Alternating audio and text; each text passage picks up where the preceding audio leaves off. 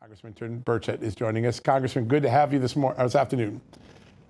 Thank y'all for having me, and thank you for pronouncing my name correctly.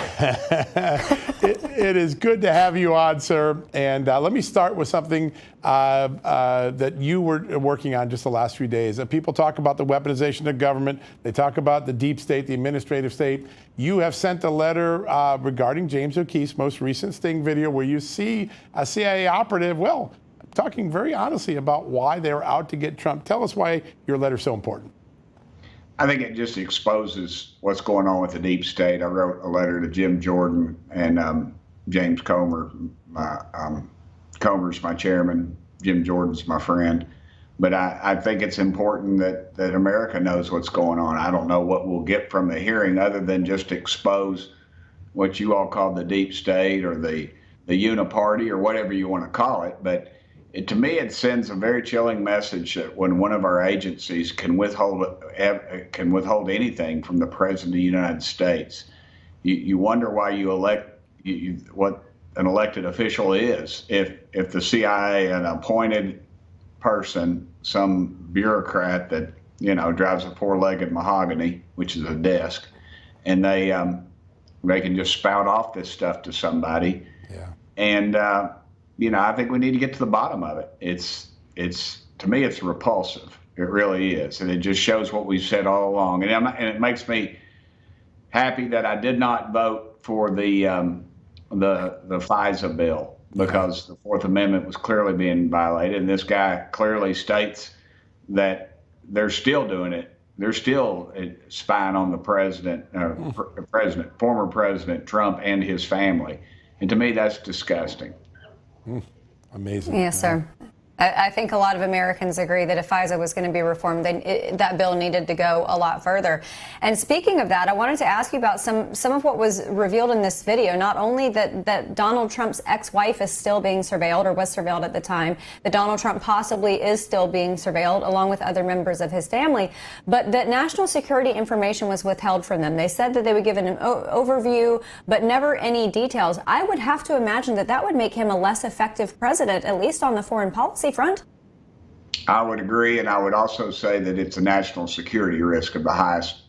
We're briefed every few weeks or so on stuff that is, it's secret. It tells you what's going on in the world, and the president needs to know who his friends and who his enemies are. And you go back to the dossier and all that stuff, and all the former spies or spooks, if you will, coming out saying that that Hunter Biden's laptop was not real. It was Russian interference, when in fact it was real, and they're the ones doing the Russian interference. So I think America needs to wake up, and they better realize that this election coming up has huge consequences, and it really is the future of our country or where it's headed.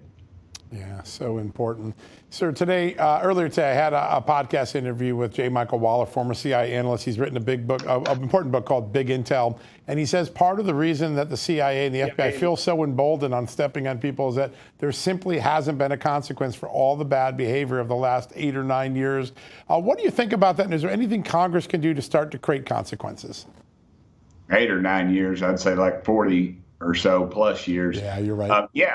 We need to get some guts and vote for defunding these agencies. We need to start cutting them. The FBI, through their bad dealings, we decided to punish them by building them a brand new building bigger than the Pentagon, hundreds of millions of dollars. And, that's where you got to hit them. You got to hit them in the pocketbook, and that's the only thing they understand. And you got to have a commander in chief that gets it. And we've got one, and apparently people say he doesn't get it. Well, I'd submit to you, he does get it, and they keep him in power, and they keep themselves in power. That's what all Washington's about, both parties. It's just about staying in power, who gets the money, and forget the American public. It's all about them, and that's what these agencies are doing. They're above the law.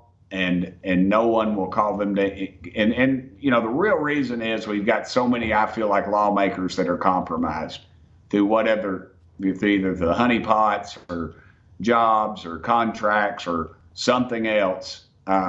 I just feel like they are completely compromised, and that's why we're in such a bad state. Yes, sir. And speaking of that cabal of power, I wanted to ask you, after Robert Hur's investigation, at the culmination of all of his fact-finding, he said, nope, nothing. We're not going to put him in front of a jury. People would sympathize with him too much. But Congress is now going to hold Attorney General Merrick Garland in contempt because audio recordings exist and Congress wants them. What do you expect to find? What do you think Congress will find out? Well, Jim Jordan's right to ask for those. I suspect we'll find our commander-in-chief is in worse shape than we ever imagined. I suspect he'll just be slurred speech, be repeating lies or untruths, maybe not known to him, and just I think it would expose him as what he is, and I think it would cost him his election. I suspect they'll lay down in the street to keep that from coming out. But he is in terrible, terrible shape mentally, and it's gone past the joke stage. This is a life or death for this country moment, and we better wake up and we better put enough points on the board so they can't steal this game from us. Yeah, too big to rig is what a lot of people say today, and that's an important, I think, philosophy going into the 2024 election. So I want to talk about something we've done a lot of. We sued and got a lot of records in the last couple of years from the State Department, the Justice Department, other places, and they provide clear evidence that some of the testimony given during the 2019 Ukraine impeachment simply is just not true. The direct contradictions. Even the Washington Post has acknowledged some of these documents we have. Is there any interest in the Oversight Committee as you go through the rest of the impeachment inquiry to look back at whether the impeachment evidence, the testimony was accurate or misleading to Congress?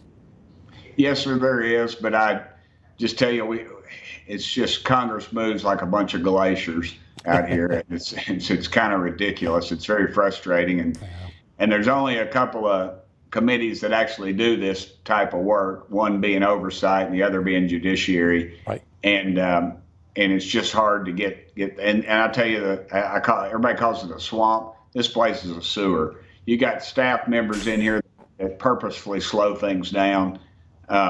And it's just a deep state all around, and the cards are definitely stacked against us. And I always tell people this, and it gets me in trouble, and they say, Burchett, you can't say this, but it's the truth. Dadgummit, I don't care if you play golf with the guy or the gal, or they're in your Sunday school class, they date your sister. If your congressman or congresswoman is coming home and giving you the red meat treatment, telling you everything, oh, we got to get after them, we got to do this, and then they come up here and vote you down the river, you need to vote them out. Every dadgum one of them. Yes, sir. I want to ask you about that field trip to GWU. We saw a very different approach by SEC schools. I know you're a UT grad. It seems like some of these bougie schools like GWU and the other Ivy League schools up in New York and California, they could learn a few things from SEC schools, don't you think? I think they could. And I'll tell you what, though, it creeping into our system, too. I suppose you're referring to the anti-Semitism and the nonsense that's going on the campuses right now. And this is not by accident. This is fully funded. You go out, you see the tents, you see the supplies being brought to them, and then they have the gall to ask for more supplies. And they're vandals. They're breaking the law. You got some professional instigators in there, and you got these rich kids. They're born on third base and thought they hit a triple. They're credit card hippies, if you will. And they are, it's really a disgrace that they're allowed to operate like this. But this is brought in through the classrooms, and some of this is federally funded. These state legislators got to wake up. What happens is they bring you down, they take you to a ball game and schmooze you with the beautiful people, and the limousine liberals, so to speak, and they tell you how great you are, and then you go vote for more of their dadgum money. It's got to start there. You've got to cut the money out, and until you do that, they're just gonna laugh at you and move on. I would say, it's public record in Tennessee, but I guess it is everywhere across the country. But you ought to go pull up these people's voters' records. Yep. I mean, it looked like NPR, most of these colleges and universities. If they say they celebrate diversity, ask them how many Republicans they got in their sociology department. Right. There you go. Mm-hmm. That's it. Sir, I think our audience learned something that the good voters of Tennessee know. You call things like you see them, honest to the truth. Thank you so much for being with us today. Great honor to have you on.